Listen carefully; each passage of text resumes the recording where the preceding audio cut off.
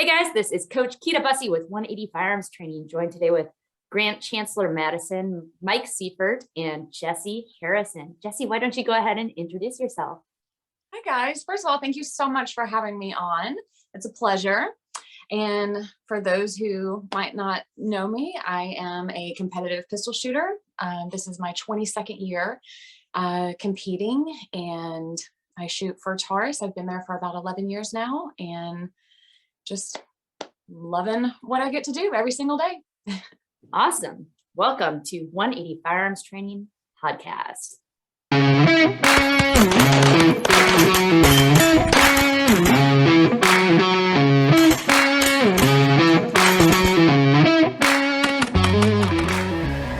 right, so Jessie, people want to know, what did you do to make GM?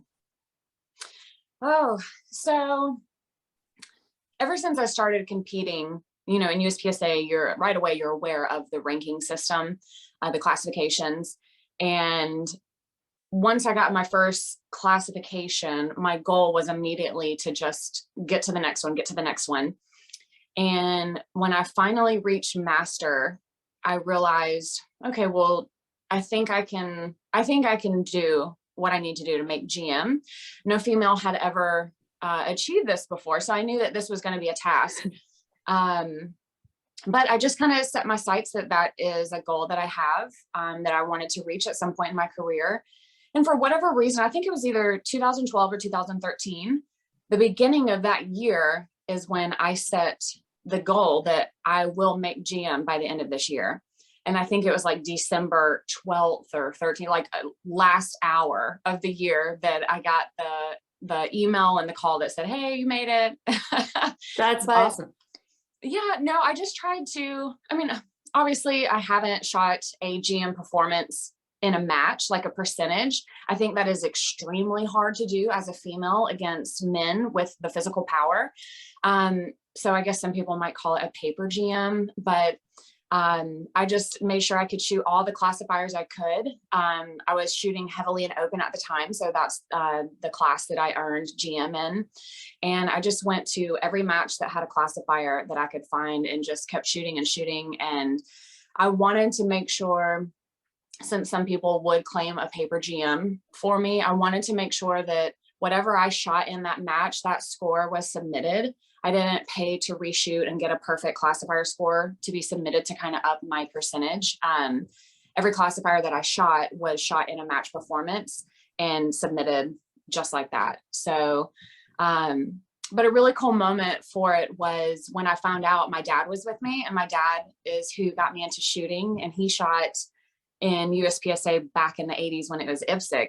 And so he was with me. I got to share that moment with him. He understands what it takes to, achieve things like that. So it was really special. So what did you do in your training to bring up those scores on your classifier? Shoot as many alphas as possible. I knew I wasn't fast enough to not shoot all alphas and make the percentages. Because as y'all know, it's the top 5% of the sport, and my score is going against everyone, not just ladies at this point. This is against the top male shooters. Mm-hmm. So I knew I had to be fast. I had to have zero mistakes. I couldn't afford the time to make the mistakes, and then I had to shoot all alphas. Okay. So another question we got from the listeners is, why do you think there are so few females at that level, female GMs? Well, first of all, I think because the female population in the shooting sports is not as big as you would think if you look at numbers of female gun owners. So bringing a female into the competitive shooting sports, it's rather intimidating for them to get the courage to come out and do this, especially if they don't have someone in their life that has introduced them to this at a young age, such as myself. Like, I grew up on the range, so that's where I'm absolutely most comfortable. But then I also think it's a really hard task to achieve. It's not something that you can just wake up and say, hey, I'm going to go do this and go do it. It took a year of me saying, this is what I'm going to do. But it was probably 10 years of work and getting to a point to where I could then say, hey, I feel like I'm at the level I can achieve this. To make GM, it's the top 5% of the entire sport. So what are you doing in your training now to further yourself? You called yourself a paper GM or said that other people feel that way. So what are you doing in your training now to be more competitive as a GM in matches? So my goal is to always improve my physical performance.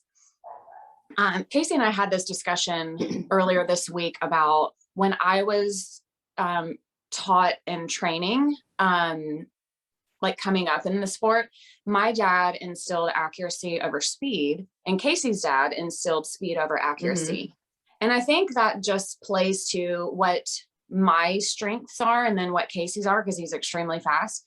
So I've always focused extremely heavy on the accuracy side, thinking, okay, well, the speed will just show up at some point. And as I got deeper and deeper into USPSA and then started comparing my scores, not only against the women I'm competing against, but started to achieve like overall performance goals, I realized it's not just going to show up on its own, the speed and the power. So my training, I usually always try and focus a lot on movement, speed, power, things like that. So when I go to the range, I usually try and set up drills that will help improve things like that. I do a lot of training outside of the range in the gym. I have a personal trainer I work with for speed and agility and power. So that's kind of what I look at.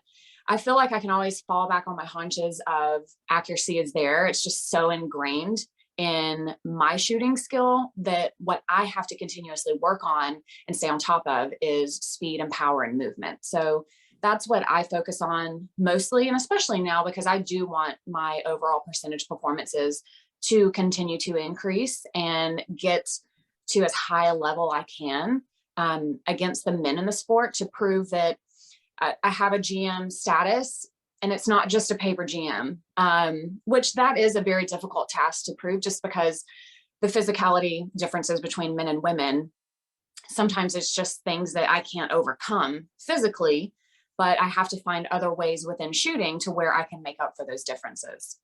Minimize that dead time. What you're saying is you're not just competing against women, you're competing against the men. You're not just saying, okay, well, the second position lady is the only person I need to beat. You're saying, I want to beat the men. Yeah. Yeah. And that is in no disrespect to the women I compete against. I go and shoot with these ladies at the matches and they push me constantly. They are extremely talented, but that's just my mindset and how I approach a championship is, okay, I'm there to beat these ladies that I am shooting against in the squad, but overall, I'm looking to beat as many men as I can as well, because I want the highest overall performance that I can obtain. Were you on the ladies super squad at nationals? I'm sorry? Were you on the ladies super squad at nationals? I was. Mm-hmm. How did you find that experience? Was that like a good idea, or would you rather be? I love it. In a super so squad? I've been shooting long enough to know the ladies super squad back in the day before they got rid of it. So myself and a few other ladies, we really pushed to have it brought back because I think it is a great idea. One, it keeps all of the match contenders on the same squad and the same shooting conditions. And it also kind of helps you keep eyes on one another. That way there's never anything in question should a weird call be made or something happens. There's never any question about how someone's performance went. It also creates a great camaraderie amongst us ladies. And then it just kind of makes you rise to the occasion. When you show up and you have to compete, if I'm just competing with my friends at home or from home at a national championship, then it's kind of like I'm just at the local monthly gun club match and there's no pressure to it. When you have to step to the line in front of your competitors who want to beat you and you have to show up and perform, it brings a whole new level to the competition and to the performance. And then also whoever ends up winning it, in my eyes, it makes it worthy. It's a worthy win when you've done it in front of your competitors and you have to step up and perform in front of them. All right, so let's take a look at Jessie's video of shooting. Greenwich, stand by.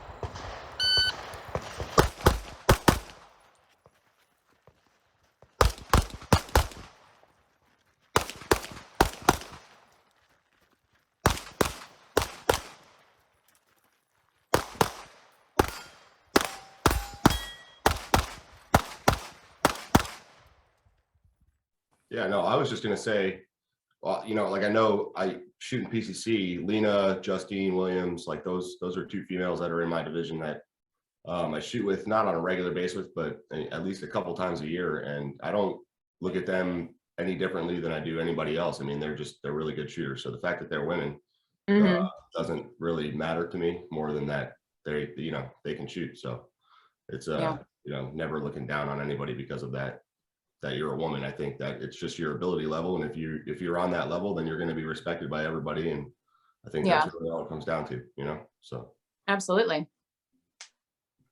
So what are you doing as far as drills? What are your favorite drills right now that you're working on?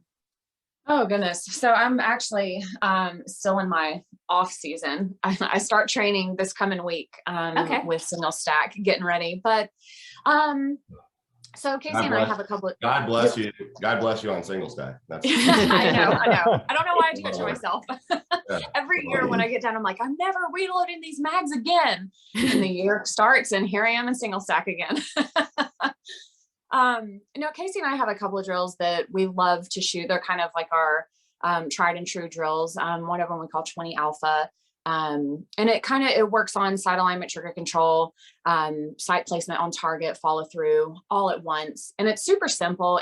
You just take a target and you start at whatever yard line that you want to work at. We usually start at probably 15 and then work our way back. But each time you shoot this drill, you shoot 4 strings of 5 shots, and you have to shoot them as fast as you can shoot alpha. So you have to remain inside the alpha, the A box. And obviously the goal of it is to obviously shoot alphas as fast as you can, but as accurately as you can. So you shoot the 4 strings of 5, and it's 5 shots because in USPSA, we're so ingrained to shoot 2 shots, but then anything over that, an even number is a little bit easier to keep up with than an odd number. So we do 4 strings of 5, and you have to clean your yard line before you push back. So at the 10, 15 yard line, it's fairly simple, but as you push back, you're now having to pay attention to what your sight picture looks like in correlation to the target size at distance. The pace that you shoot 5 shots at 10 yards is definitely not going to be the same pace that you're going to shoot at 10 yards. It's a lot of trigger and sight focus, and that's one of my favorite drills. But then as far as working on speed and movement, I usually just try and set up something simple, because when we go to the range, we have to set everything up and tear it down. So I'm looking for the minimal setup that I can get maximum practice out of. So I usually just set up a couple of targets at different distances and work on target transitions in that order. Or I'll set up targets with wider transitions and set up moving boxes in between and work on exiting a position, entering a position, shooting on the move in between, just little things like that, just working on the different dynamics. Okay. So you've been teaching. All right. Go ahead, Grant. In your training, because you're going from open, which is one side of the spectrum, to single stack, which is the complete opposite end of the spectrum of shooting. How do you kind of train around that? And what do you do? Do you like focus on one handgun leading up to a match, or do you kind of work them in both? So how I have it kind of laid out is because I shoot still challenge with single stack platforms, single stack nationals, and then anything before those 2 matches, because they're usually fairly close in the beginning of the year, any matches prior to the last one, which is single stack, it's all single stack. So starting next week until the end of May, that's all I'm going to be shooting is a single stack platform. I'll change it up just a little bit. I have an open single stack gun for still challenge, but it's a difficult transition to go back and forth without the right amount of time to make that transition. So I try not to go back and forth a whole lot in the middle of the season.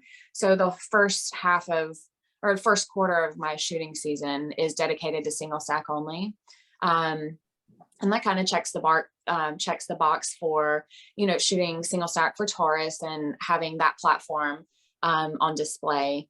And then once I'm done with single stack, I usually transition over to open and compete the rest of the year in open. But that's been mostly due to because we've had qualifier years for World Shoot, and the past 2 years it's been a World Shoot year.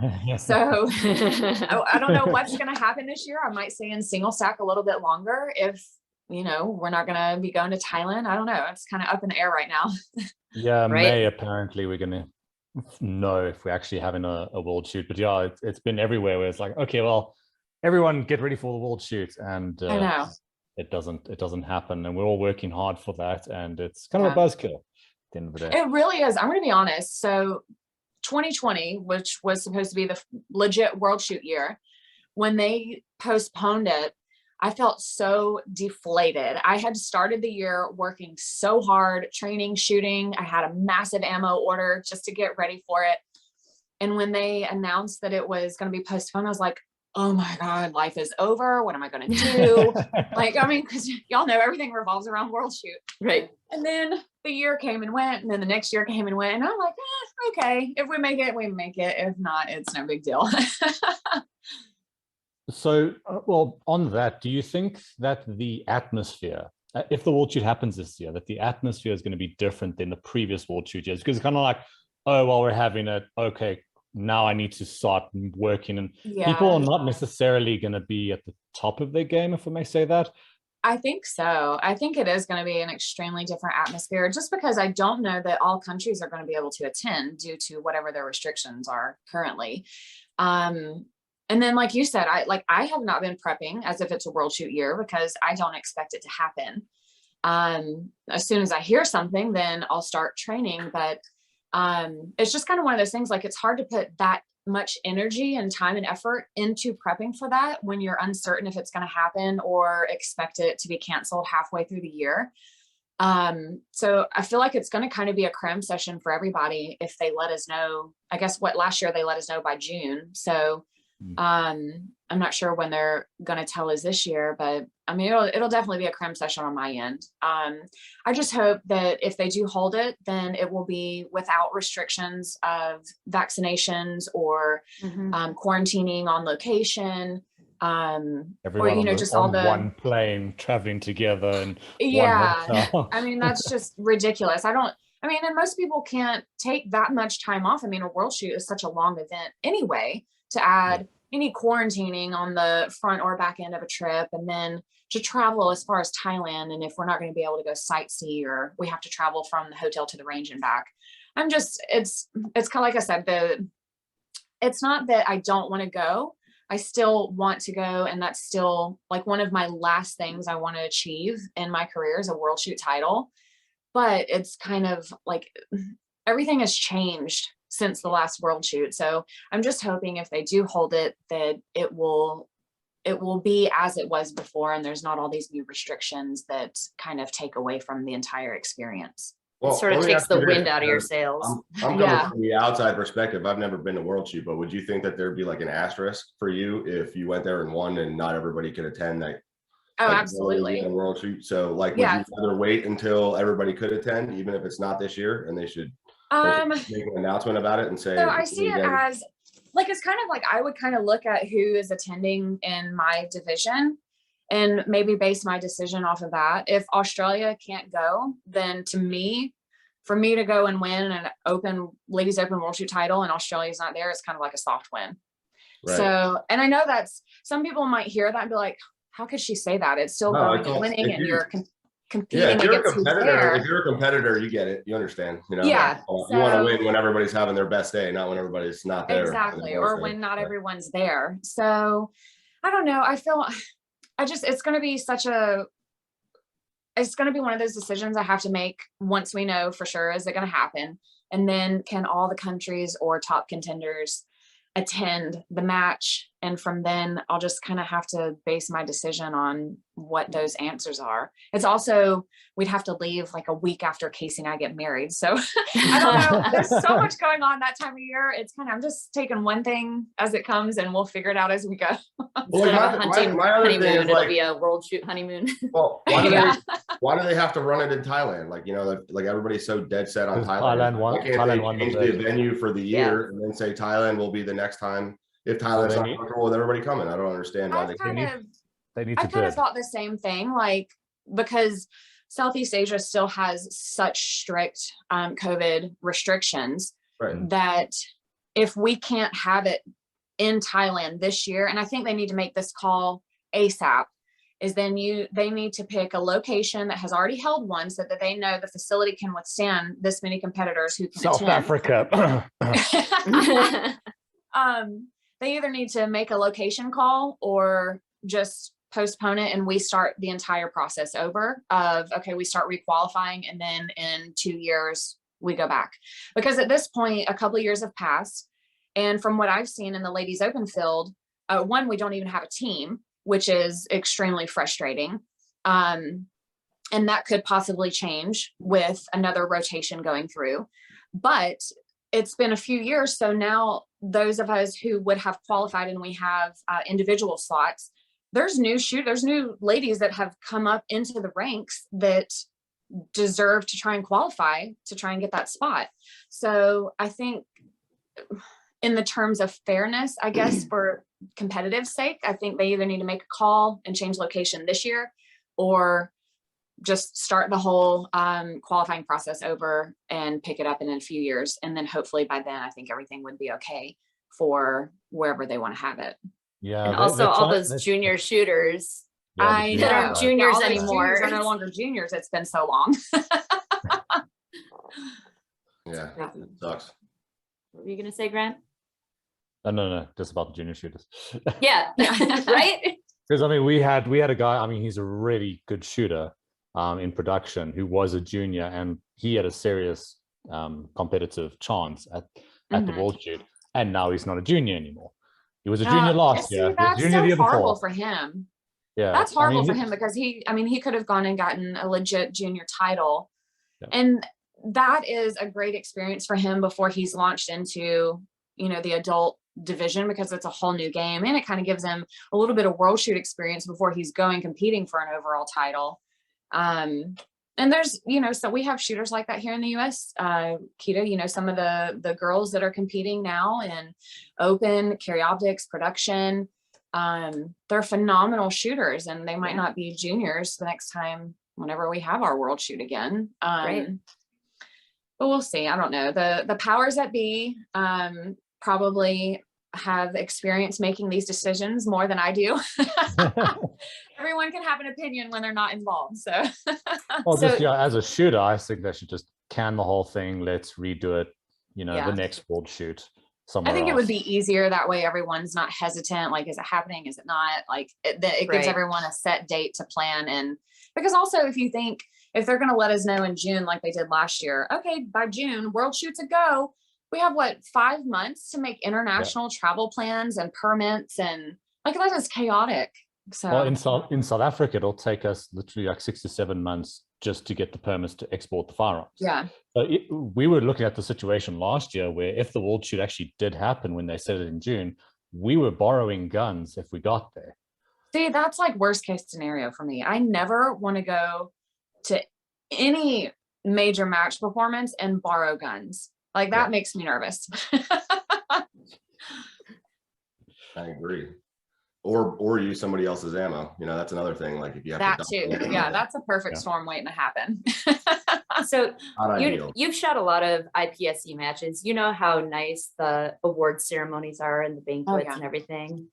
I was trying to tell these guys that it actually used to be that way in USPSA. We used to It have did. really nice award ceremonies. And Yeah, Mike's like, back no in the way. day. Because now it's like I a had backyard fantastic barbecue. time at Puerto Rico. Yeah, now it's like, okay, Yeah. well, just walk over to the podium as soon as you're done shooting, knock the dust off and, come on up.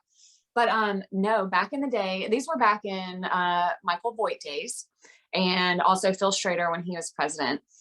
you would have a legit award ceremony. It'd be off-site, not at the range, a few hours after last shot's fired. And like way back in the day, we used to go back and get dressed up. Girls were showing up in heels and dresses, hair and makeup done. Like it was a serious thing because it was a big event. Especially when our national championships were held in Vegas, we would go all out. I mean, because it's a setting where you can get jazzed up and go out. But no, it was, to me, it gave the event the level of Prestige. seriousness, yes, prestige that it deserves. I mean, you have a national championship. We are out there fighting for it for 4 days. I mean, we work all year up to these events, and then you go and you have this nice banquet hall and everyone's dressed up and you have a speaker up on a stage and the champions get to go up and say their thank yous and people are paying attention. Like it's a serious setting, as opposed to, okay, well, we're all sweaty and stinky and, you know, just walk over here, grab a beer and a barbecue and, you know, let's get this over with. And I say that jokingly, not that every situation is like that, but it just kind of takes away some of the prestige, in my opinion, as for the level of these events. But And there's no more prefer that. acceptance like, speech. you've been on the range for 3 days. Let's just give me the trophy and I want to go. I want to go shower and go to bed. No, I worked hard for that speech. I'm going to get up there and get it. Oh, okay, Yeah, we that don't- was we don't weird do to me the speeches. first time they had no more speech, Yeah. no acceptance speech. Yeah, Like, what is happening right now? I know. Yeah, it used to be a I'm big glad. deal. I know Rob would always get up and cry. I used to cry every time I get up there. I mean, it was just waterworks, but now it is, I will say it is easier in that expense. I don't have to get super emotional in front of everybody.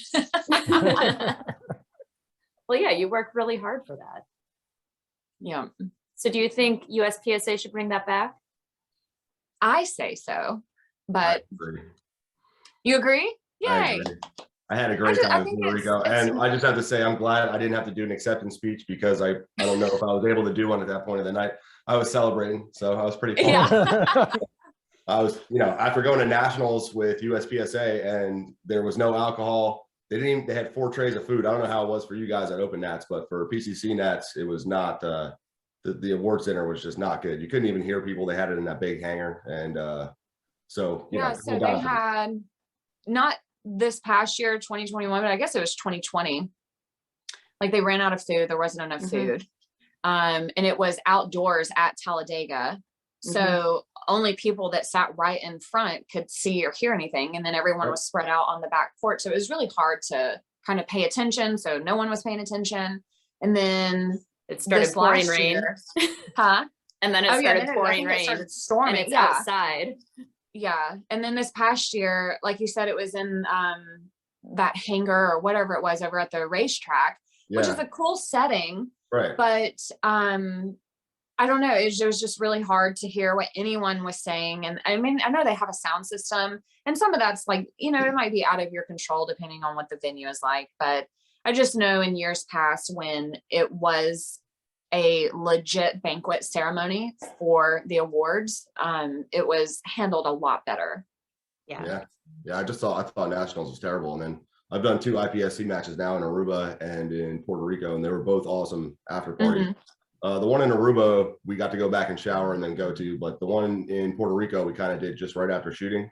Yeah. But, I mean, they had great food. There was plenty of beers and, you know, I thought it was a great time. So much different than what I'm used to in USPSA. Usually you get your trophy through the mail. Even if you're shooting on Sunday, usually you just shoot and you go home. So there's nothing. So Yeah, you and know. even IPSC, even though it's more prestigious, it's a little more relaxed when you're in island areas, staying on a beach resort kind of things. They do make it a little more laid back when it's in those locations.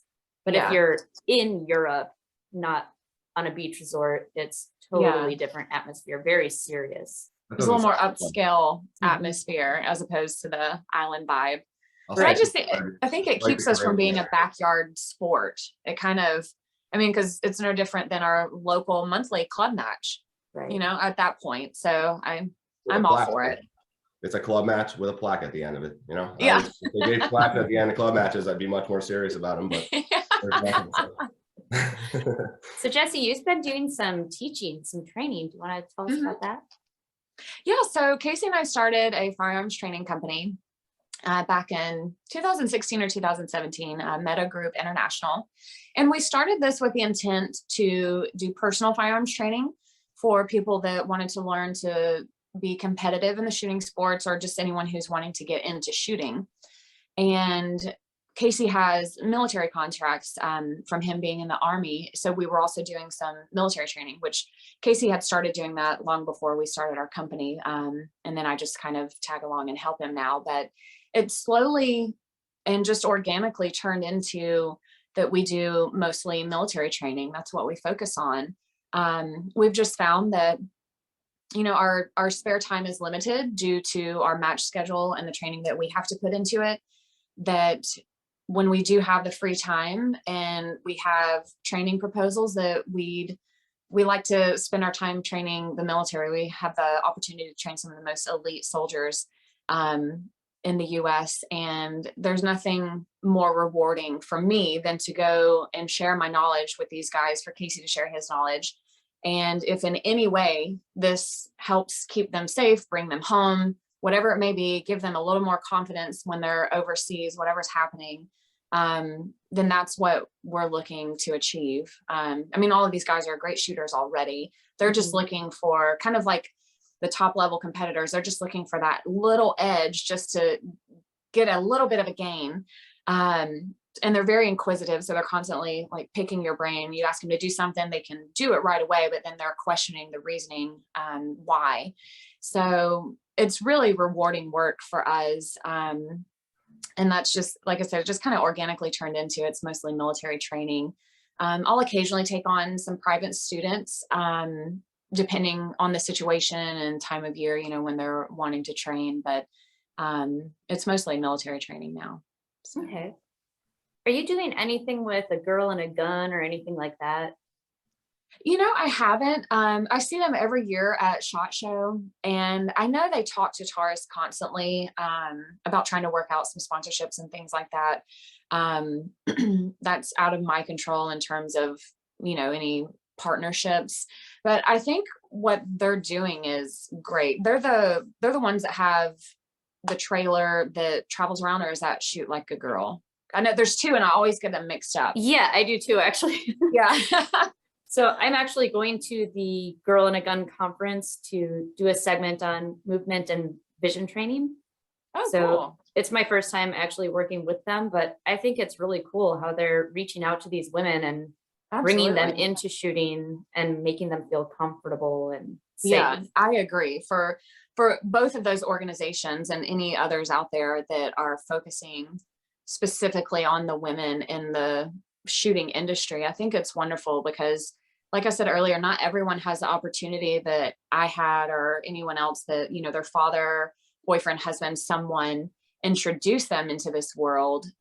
It's rather intimidating for a female to go get a gun on her own and then say, oh, I'm going to go learn to shoot it and I'm going to go compete, or, you know, whatever it is she's choosing to do. It can be rather intimidating. So I think for them to offer a place where they can come learn and get instruction, and just get confidence in a setting that is not as intimidating as some of the others, I think it's wonderful. Yeah, I think No it's offense, very guys. cool.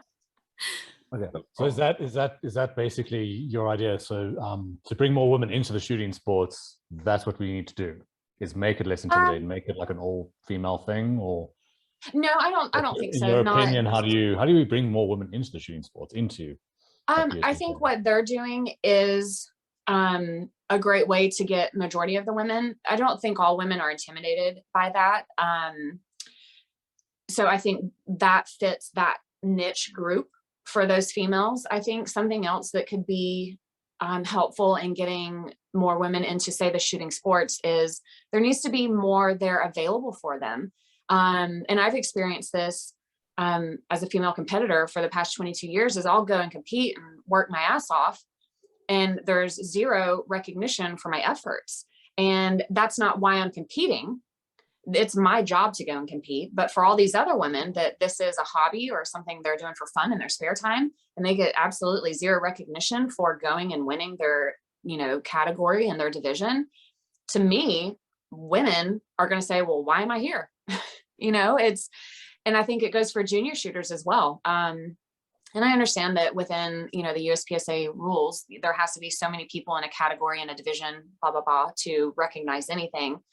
But for me, what I would say would be an easy fix is for your category winners, you know, you at least need to recognize a first place shooter, unless they're the only one, then, you know, definitely I understand that. But to say you need 5 or 10 people to recognize first place, well, if you look at the categories, these are the smallest categories in the sport. You're not going to have that many people in those categories at these matches. And if you want to grow these specific categories, you've got to incentivize them to show up. And it's not like those plaques cost $1 million either. You know? Exactly.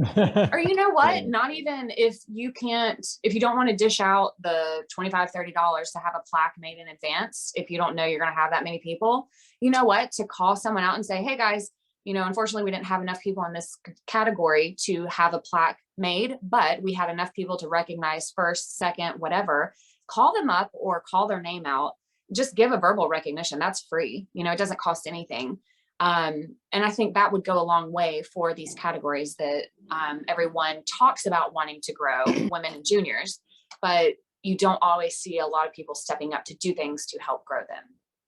I feel like there should be some sort of a mentorship program, not just for women, but just for new shooters in general. Like you can call up your local club that is USPSA affiliated, and they'll hook you up with someone who's been shooting for a while and can talk you through it, walk you through the ropes, explain the basic rules. I know check that your gear for you. My area director runs something every year, and he has a couple of the top open shooters from around Area 8 go there and run like a junior camp.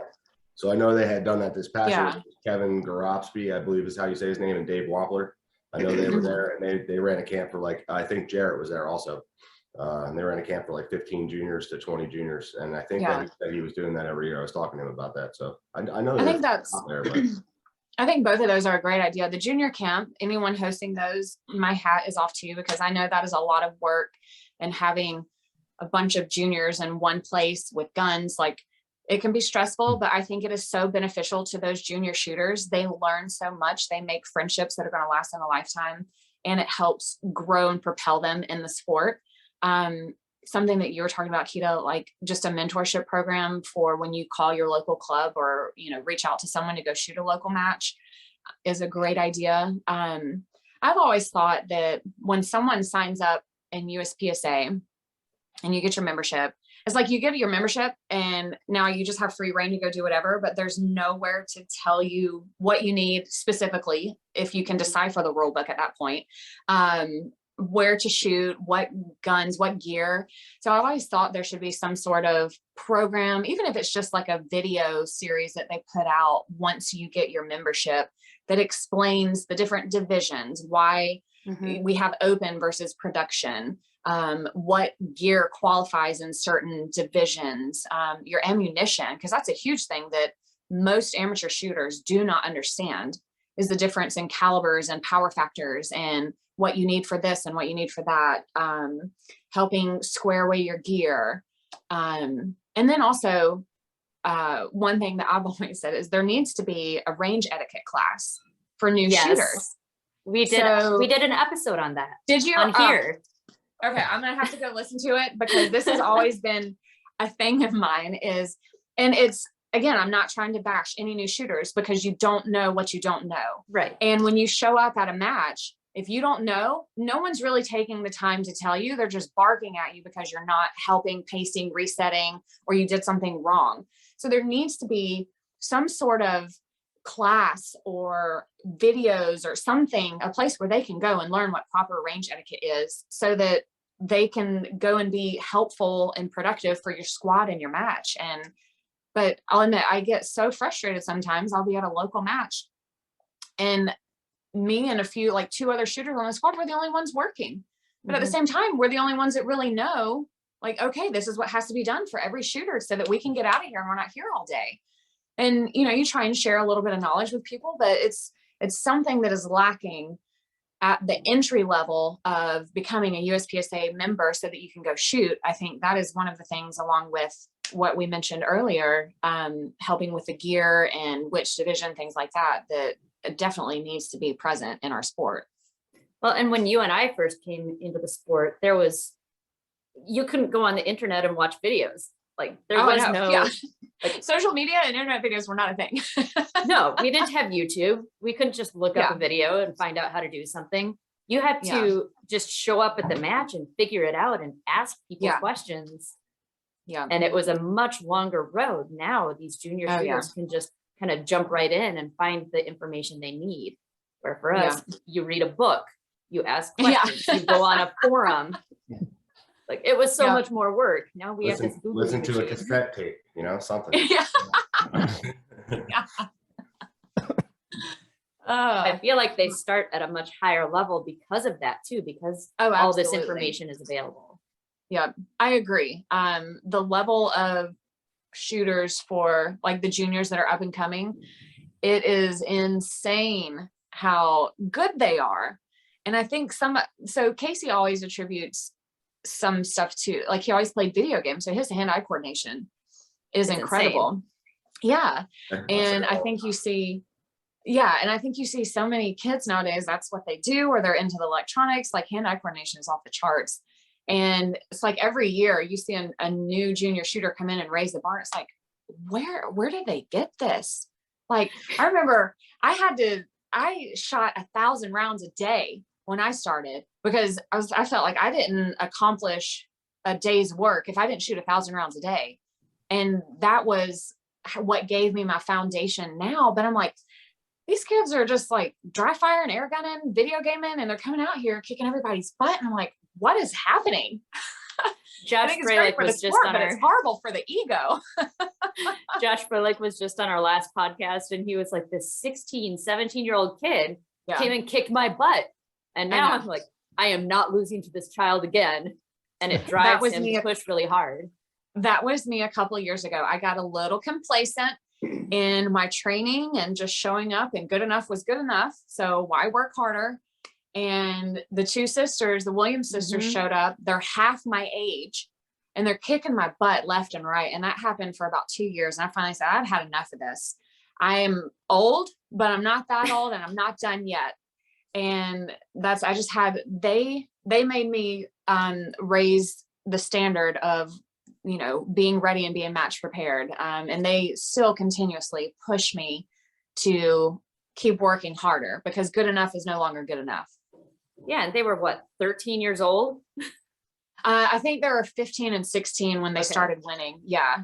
I met them when they were probably 10. I think they have pictures of it. They've posted it a couple of times. I'm like, oh my God, y'all were just little tiny girls. And now they're out there kicking everybody's butt. And it makes me proud to see that's the next generation. So when we're done and gone and, you know, over in the back 40 retired, like that's who's taking over. And I think it's always good for the generation that is winning and shooting now to know that the next generation is coming up and they're going to take care of it and make it better than what we did. Because that was always my goal, is the generation before me did so much to pave the way for women in the shooting sports and men in the shooting sports, that my goal was to honor that in a way to make it even better for the ones that come after me. So it makes me very happy to see the junior shooters that we have right now. I hope they get through teenage years, school years, boys, girls. Like, I hope they don't divert from competing. I feel like our sport has really taken a giant leap forward in the last 10 years, even the last 5 years.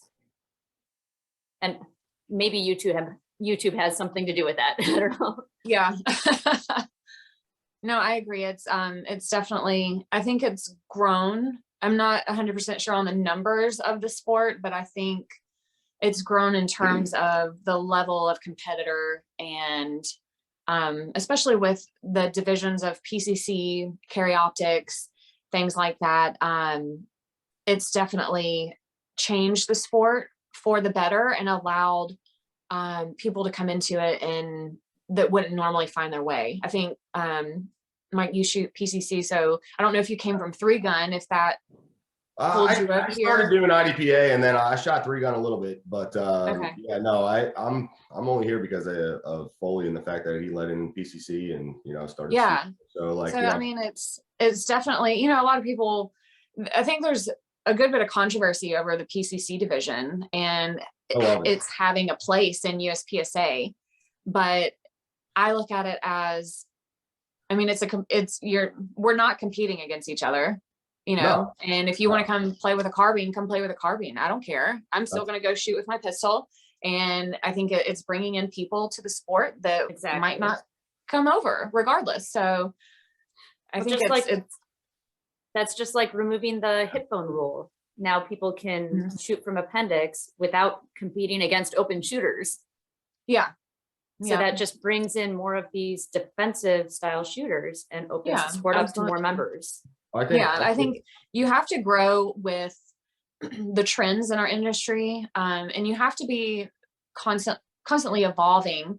If we say, okay, these are our rules and these are our traditions and we're sticking with these forever, you know, we're hardcore. I mean, we're going to stay this tiny little group and it's eventually going to die out. So I think we have to constantly evolve our rules and our divisions and things that are acceptable. Like, I think they need to start adding that you can review video on certain calls and I matches. agree. Could you imagine how long it would take with people? Yeah, it would take Where I forever. would challenge every single call with a video. I agree, but I mean, if you have it, then it's going to be at the discretion of who's making the call now. I mean, because now if you get a safety call, you're at the discretion of the RO that saw or think they saw something, and you've got 10 cameras behind you to just take a look at it and see, you know, if someone has the right angle, if someone doesn't, I'm not saying ROs make bad calls or don't make the right calls, but this is a human eye.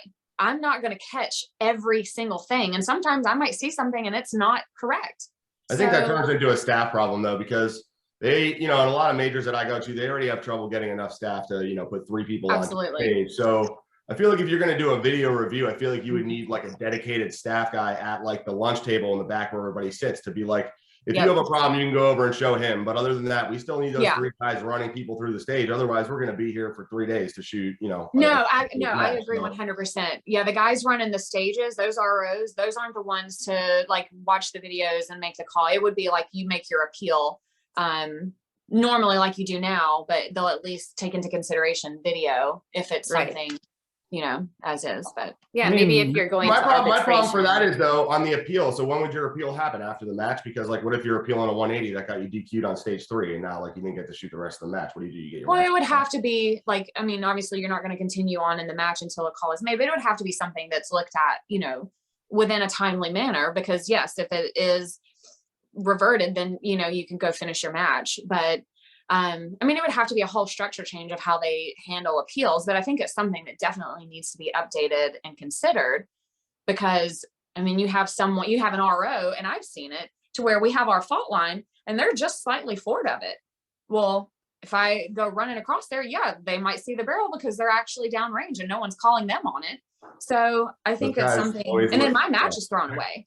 Not saying this has happened to me, I've seen it happen, but you know, depending on how the stage sits in a bay, I mean, things happen. And I just think to keep up with the times and to keep progressing our sport, it's something that needs to be considered.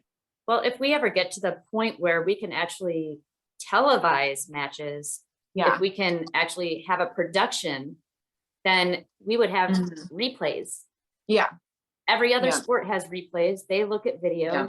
Yeah, that'd be cool. Other than Remington just got sued, you know, and they just they settled their lawsuit. So it doesn't look like it's good for guns anytime soon. I'm pretty sure wasn't 3 Gun supposed to be on NBC before, I believe it was Sandy Hook happened. And then that whole deal got pulled. That's like the rumor that I heard was that we're going to be mainstream, and it was going, you know, to a major channel. And then the shooting happened and that kind of nixed that whole thing. Yeah. Well, it's always been controversial anyway, and especially with the shape of our targets for USPSA. I mean, when everything in the media is played that there's terrible things, it's hard for it to be looked at any other way besides, you know, it's scary. I mean, it would have been great if 3 Gun happened to get on NBC. I think it would have showed the fun side of guns, and you know, I think it would have got a lot of people into the sport. It was just unfortunate timing of what happened, but I know. I actually read an article this morning in regards to the Remington settlement. And it was interesting because Remington does not even exist. So it wasn't Remington settling a suit. It was the insurance companies that, worked for Remington, because Remington is no longer a company. It was sold off in pieces. And so that's where like the media creates all this misinformation. Oh, Remington settled. Watch out, gun owners. No, Remington doesn't even exist anymore, people. Like they bankruptcy sold everything to all these different companies, and it's the insurance companies that settled because nobody wants all that litigation expense. So there's so much misinformation that clouds everything, but that's another podcast episode. Right. So tell us about your sponsors. Ooh. So, as I mentioned earlier, I'm sponsored by Taurus. That's my firearms sponsor. I've been with them for 11 years. I've been very fortunate to stay on board with them as long as I have. And I love the company. It's such a family environment. They take such great care of me. And with our new CEO on board, we have a lot of things in the works that are going to give Taurus a facelift. Basically, our products have seen a lot of change in intuition, in kind of being more of a player in all of against all the other manufacturers and sports shooting and things like that. We've had a couple of things come out over the past years that have been extremely different for what Taurus is known for. And our current president, he's just continuing down that path. He's a competitive shooter as well. So he's bringing a lot of insight into what our products, are going to change and look like. So I'm really excited for that. I'm sponsored by Hornady on the ammunition side, and they're probably my longest sponsor that I've had. I signed with them in 2010. So a little bit longer than, just 1 year longer than Taurus. And then I'm sponsored by Bushnell for optics, Walkers for my hearing protection, US Law Shield for legal defense for self-defense. Nice little plug. So I'm trying to go through a visual image of my jersey. I also picked up over the past year or two a bag company, GPS Outdoor Bags, which have great range bags, tons of pockets. I'm a huge fan of pockets on the range bags. That was my first range Nice. bag. Was it? I found it at them. Walmart. They have the best backpack. Yeah. And then I also just picked up a really cool dry firing company called Mantis. And they have a couple of different kits that allow you to interact with an app and have interactive dry firing sessions. So I'm really looking forward to that.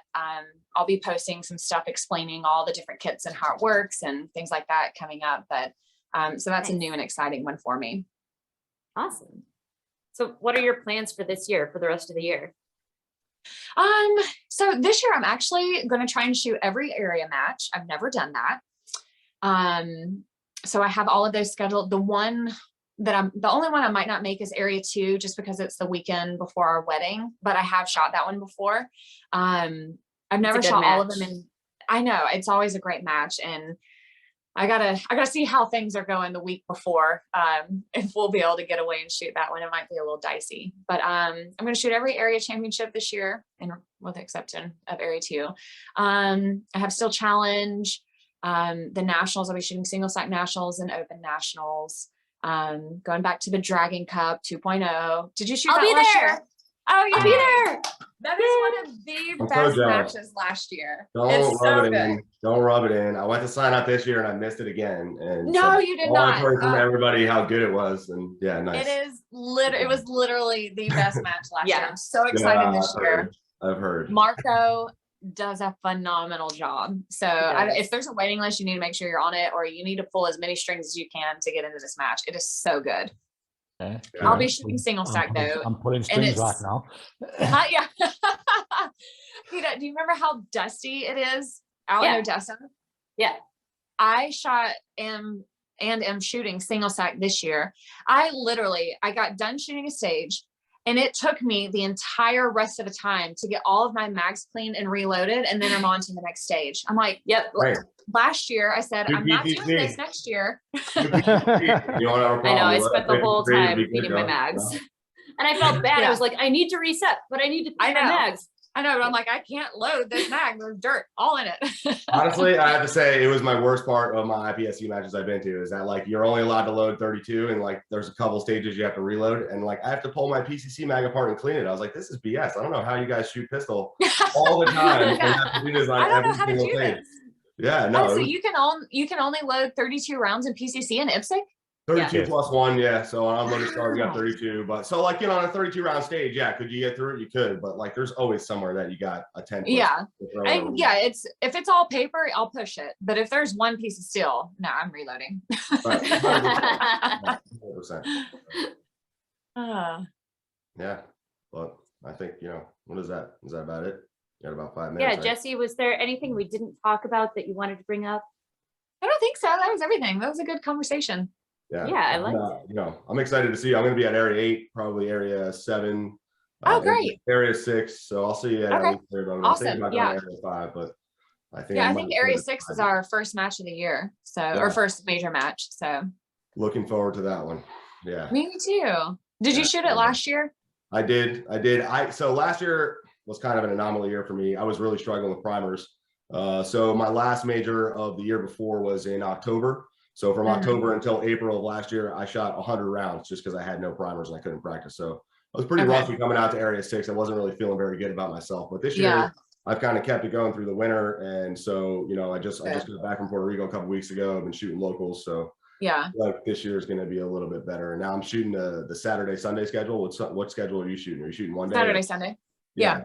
So I saw Oh, people I do that have- last year and I was like, that was awesome. So Yeah, Maybe, I have a list of rules for matches. My girlfriend Jen, she shoots here local and travels with me a couple. So we've created a list of rules for like shooting matches and traveling. Number 1 is we don't shoot staff day. Number 2, you don't shoot one-day matches. We have to split it up. Number 3 is we fly Delta only, but we're a Delta hub here in Atlanta. And number 4, it was something about traveling with people, like know who you're traveling with. Right. I think someone went with us and we didn't know them that well and it just changed the vibe. And I was like, okay, this is our golden rules. And as long as we don't divert from these rules, then we have a great trip. So yeah. What's interesting to me is you said you only shoot like 2-day matches. You will not shoot a match that's one day. I try not to. All right. Well, you're going to do that with some area matches this year, but that's interesting because I feel like most of my matches are 12 stage, 13 stage, 1-day matches. Yeah, no, And- thank you. I'm way too old for that. Mm-mm. Yeah. I Yeah. understand that. I think I might have one match set up this year that's a 1-day and it might be like 10 stages. And the reason I prefer 2-day is because I used to try and, I'm going to shoot this 1-day so I can get back home and have time or something. But I found that I throw away the entire match, like on the last 3 stages, because I'm so exhausted. My mental focus is gone. And I've just completely ruined the entire match because I tried to shoot it all in 1 day. So I've made a personal rule. If I can't, depending on, the size of the match, I'm going to try and shoot it in multi-day format. Yeah. All right. Well, cool. Well, hey, I'll see you at area 6 then. All right, Is great. Casey going also? Huh? Is Casey also going? Yeah, he's coming with us. And then our junior shooter, Trent, will be with us. And then a bunch of our, local friends here in Georgia are coming up too. So Well, cool. If I see you guys walking stages or something, I'll come up and say hi. So please do. That'd be great. Awesome. Keita, are you going? Nope, but I'll see you in Texas. All right. Yeah, it's not long after. I think it's in May, isn't it? Mid-May? Yeah. May. You both. Hey, Awesome. You both. Well, thank you so much for coming on. Thank you Yeah. guys. I really enjoyed Yeah, it. this is Thanks for having awesome. me. That Hope was to see you in awesome. South Africa soon. Yes. I hope we get there this year or next. Have a good day. Thanks for coming on. Thanks. Alright. Bye guys. Thank Good you. news.